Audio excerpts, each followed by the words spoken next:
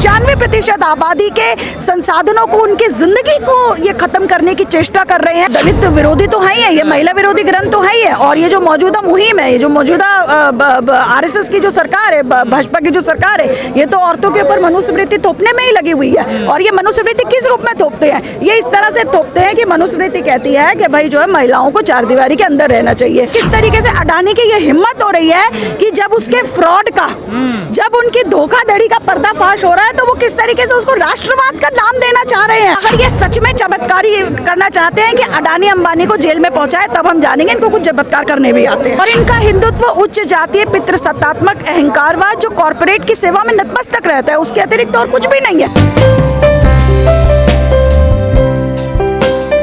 योगी जी कह रहे हैं कि सनातन धर्म जो है वो राष्ट्र धर्म। नहीं, देखिए, भारत के अंदर तो अलग अलग धर्मों के लोग रहते हैं। अब वो आरएसएस के लोग हैं, वो कुछ भी कहते रहे कि भाई जो है ये सनातन धर्म राष्ट्रीय धर्म है। पहले तो तय कर लीजिए राष्ट्र क्या है।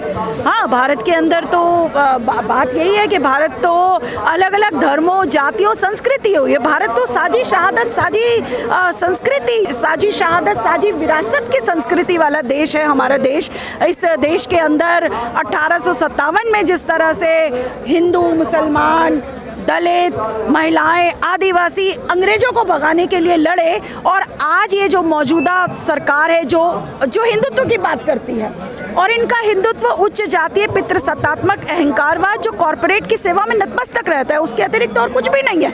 और ये उसके चलते आज भारत की 95% आबादी के संसाधनों को, उनकी जिंदगी को ये खत्म करने की चेष्टा कर रहे हैं। और ये उसके लिए भारत के लोगों के अंदर कितनी नफरत फैलाने की चेष्टा करें, पर इनके मंसूबे जनता नाकाम भी कर रही है, नहीं बट रही है। जनता अपनी रोजी रोटी की लड़ाइयों को विकसित कर रही है, और ये अपने काम में लगे हुए हैं। और संघर्षकारी ताकतें जनता को बुनियादी मुद्दों पर संघर्षों में लाने के लिए अपने लड़ाइयों में लगी है। तमाम धर्म ग्रंथों को लेकर देश में एक नई वैध छिड़ चली है। रोज कोई ना कोई आके बयान देता जा रहा है, क्या कहना है इस पर? देखिए, तमाम जितने भी ये धर्म के ठेकेदार हैं, और मैं ये बात कहना चाहूँगी कि तमाम धर्मों के जो ठेकेदार हैं वो एक मायने में सही रहते हैं कि भाई वो जो है महिलाओं को चार दीवारी के पीछे करने का काम करते हैं।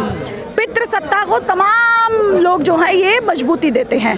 और ये बहस असल में इन सभी कटमुल्लावादी ताकतों को डर लगता है तमाम धर्मों की जनता की एकता अगर रोजी रोटी के सवालों पर हो जाए तो, क्योंकि तमाम कटमुल्लावाद जो है असल में ये देश के अंदर साम्राज्यवाद परस्ती को, देश के अंदर कॉर्पोरेट परस्ती को मदद करना चाहते हैं ये।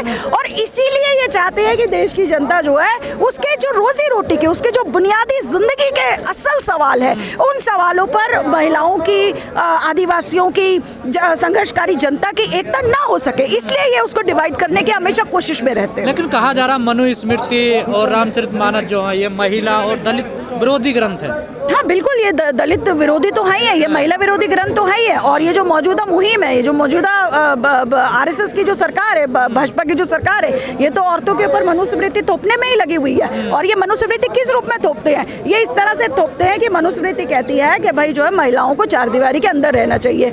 हमारी जो ये मौजूदा केंद्र सरकार है, ये क्या करती है? आज शिक्षा को निजीकरण कर रही है। जब शिक्षा निजीकरण हो जाएगी, खासकर हायर एजुकेशन, खासकर वकील बनना महंगा हो जाएगा, इंजीनियर बनना लड़कियों के लिए, वैज्ञानिक बनना लड़कियों के लिए महंगा हो जाएगा। और किसी तरह से अगर वो पढ़ भी लेती है, जब नौकरियों की गारंटी नहीं रहेगी तो समाज उनको कहेगा कि आपको बाहर निकलने की जरूरत ही नहीं है, आप जाइए और चार दीवारी के अंदर रहिए। तो इस तरह से मनुवादी नीतियों को, मनुवादी जो समझ है उसको मौजूदा केंद्र सरकार भारत की महिलाओं के ऊपर थोप रही है।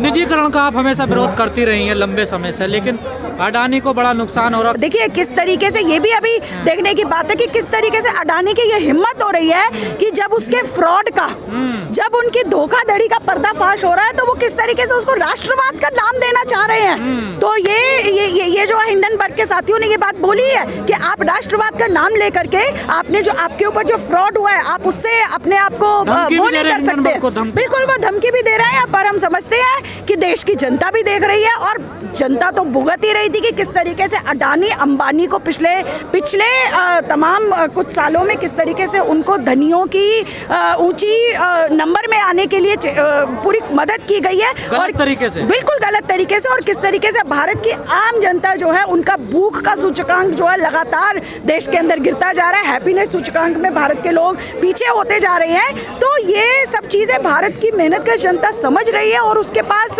आंदोलनों में उतरने के अलावा और कोई रास्ता नहीं बचेगा। कई लोग सोशल मीडिया पर लिख रहे हैं कि अडानी को तुरंत जेल में डाल दिया जाए, नहीं ये भी देश छोड़ के भाग जाएगा।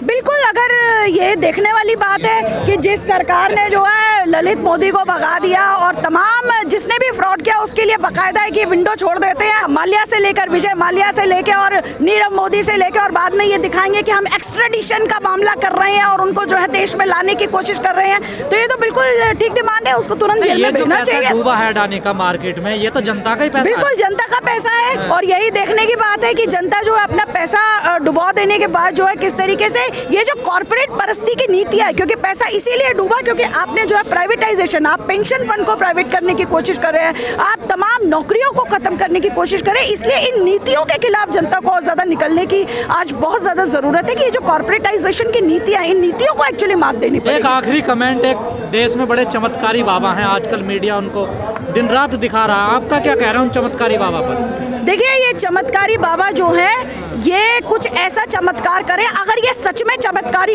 करना चाहते हैं कि अडानी अंबानी को जेल में पहुंचाए, तब हम जानेंगे इनको कुछ चमत्कार करने भी आते हैं। देखिए, आज ये नफरत हटाओ संविधान बचाओ के अभियान के तहत अलग अलग जन आंदोलन, और इसमें अभी का सेशन राजनीतिक दलों का है। ये लगभग अक्टूबर महीने से भारत के अलग अलग कोनों में यात्राएं करके, जिस कड़ी के तहत 19 नवंबर को दिल्ली में भी यहाँ कार्यक्रम हुआ था, और आज ये तमाम यात्राएं और ये अभियान आज यहाँ पर समापन हो रहा है इसके इस चरण का। आपको क्यों लग रहा है कि संविधान बचाना है? देखिए, संविधान में जो भी कुछ मूल्य हैं, संविधान की मूल भावना के जो मूल्य हैं, संविधान के उद्देशिका, हम भारत के लोग, जो वो एक पूरा उद्देशिका जो बताती है कि किस तरीके से अलग अलग धर्मों जातियों के लोग भारत के अंदर सम्मान से रह सकते हैं, भारत के अंदर विभिन्न विभिन्नताओं को फलने फूलने का मौका मिलेगा। ये सब मूल्यों के ऊपर पिछले 8 साल से, मतलब जब से मोदी सरकार पहली बार सत्ता में आई तब से, और उसके बाद जब ये दूसरी बार आई तो बहुत तेजी के साथ इस विविधता के ऊपर, भारत के इस संवैधानिक मूल्य के ऊपर हमला किया गया है।